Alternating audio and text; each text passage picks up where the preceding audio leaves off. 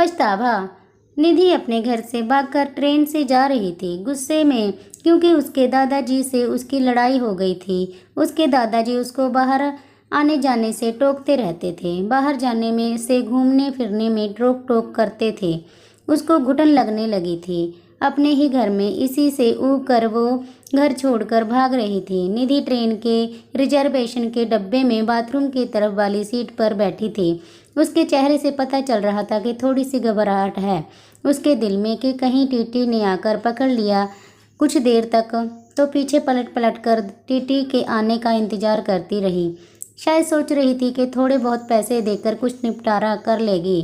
देखकर यही लग रहा था कि जनरल डब्बे में चढ़ नहीं पाई, इसीलिए इसमें आकर बैठ गई। डर कर एक कोने में छिपी बैठी थी। शायद ज़्यादा लंबा सफ़र भी नहीं करना चाहती थी वो। सामान के नाम पर उसकी गोद में रखा एक छोटा सा बस्ता ही तो था। किनारे की तरफ बैठे रवि निधि को देर तक कोशिश करता रहा पीछे से उसे देखने की, शायद चेहरा सही से दिख पाए, लेकिन हर बार असफल ही रहा। फिर थोड़ी देर बाद भी खिड़की पर हाथ टिकाकर सो गई और रवि भी वापस से अपनी किताब पढ़ने में लग गया। लगभग 1 घंटे के बाद टीटी आया और उसे हिलाकर उठाया। कहाँ जाना है बेटा? अंकल, बहुत दूर तक, दिल्ली तक जाना है। टिकट है, दिखाओ। नहीं अंकल, जर्नल का है, लेकिन मैं वहाँ चढ़ नहीं पाई, इसीलिए इसमें बैठ गई। अच्छा, तो 500 रुपये का पेनल्टी बनेगा, जल्दी पैसे दो। अरे अंकल जी, मेरे पास तो पैसे नहीं हैं। बहुत ढूंढने के बाद यह 200 रुपये हैं। ये तो गलत बात है बेटा, पेनल्टी तो भरनी पड़ेगी। निधि रोते हुए, सॉरी अंकल जी, मैं अगले स्टेशन पर जनरल डब्बे में चली जाऊंगी। मेरे पास सच में पैसे नहीं हैं, कुछ परेशानी आ गई, इसीलिए जल्दबाजी में घर से निकल आई और ज़्यादा पैसे लेना भूल गई। बोलते बोलते निधि रोने लगी। टीटी ने उसे माफ़ कर दिया और 200 रुपये में उसे दिल्ली तक उस डब्बे में बैठने की परमिशन दे दी। टीटी के जाने के बाद उसने अपने आंसू पोंछे और इधर उधर देखा कि कहीं कोई उसकी ओर देखकर हंस तो नहीं रहा था। थोड़ी देर बाद किसी का फ़ोन लगाया और कहा कि उसके पास बिल्कुल भी पैसे नहीं बचे हैं, दिल्ली स्टेशन पर उससे मिलने आ जाओ। वो किसी लड़के को फ़ोन कर रही थी। पैसे लेकर आ जाओ, मैं घर से भाग कर आई हूँ, अब मैं आज़ाद हूँ। अपने घर वालों की किचकिच से अब तुम्हारे साथ सुख से रहूँगी मैं। निधि की बातें सुनकर रवि के मन में उथल पुथल हो रही थी।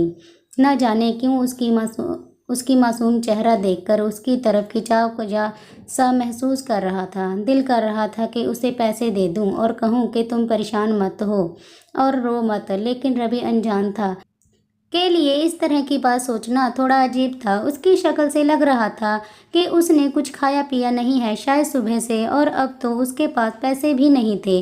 बहुत देर तक उसे इस परेशानी में देखने के बाद रवि ने कुछ उपाय निकाल लिया जिससे उसकी मदद कर सके और फ्लर्ट भी न कहलाए।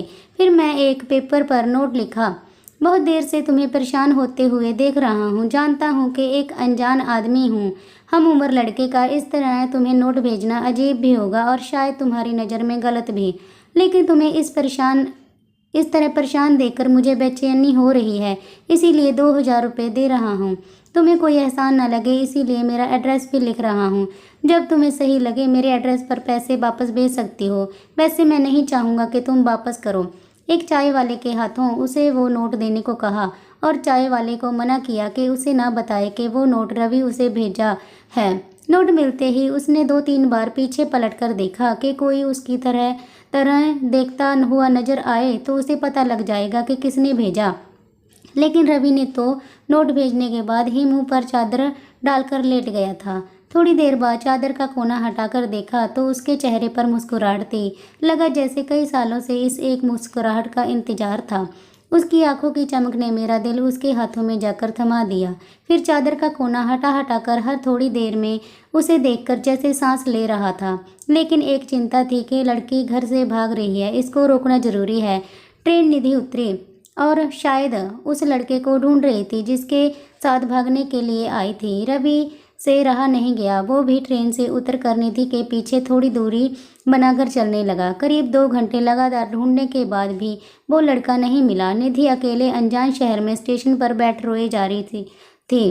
बहुत देर से खुद को रोके हुए रवि से रहा नहीं गया और निधि के पास जाकर बोला, क्यों रो रही हो? मैं काफ़ी देर से ट्रेन में भी आपको देख रहा था। आपको कोई परेशानी है क्या? निधि रोते हुए बोली, मैं घर से भाग कर आई हूँ, वहाँ मुझे आज़ादी नहीं है अपने तरीके से जीने की। रवि ने समझाते हुए बोला, आप घर से भागकर किसी लड़के से शादी करने वाली थी ना?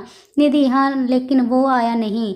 रवि ने बहुत समझाया। निधि को अपनी गलती पर पछतावा हो रहा था और वो एक छोटा सा नोट अपने हाथ से लिखकर रवि को दी कि वो उसको ट्रेन में रख दे। रवि से रहा नहीं गया, तुरंत उस खत को खोला। उस पर लिखा था, धन्यवाद मेरे अनजान हमसफ़र, आपका ये पैसा मैं ज़िंदगी भर नहीं भूलूंगी।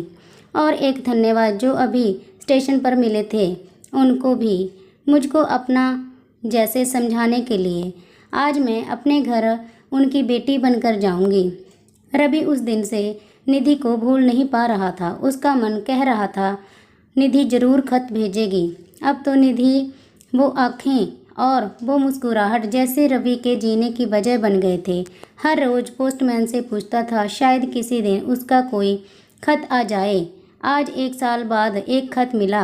आपका कर्ज अदा करना चाहती हूँ, लेकिन खत के जरिए नहीं, आपसे मिलकर। नीचे मिलने की जगह का पता लिखा था और आखिर में लिखा था, तुम्हारी अनजान हमसफ़र जो ट्रेन में मिली थी। फ्रेंड्स, स्टोरी अगर पसंद आई हो तो लाइक कीजिए, शेयर कीजिए एंड सब्सक्राइब कीजिए। धन्यवाद।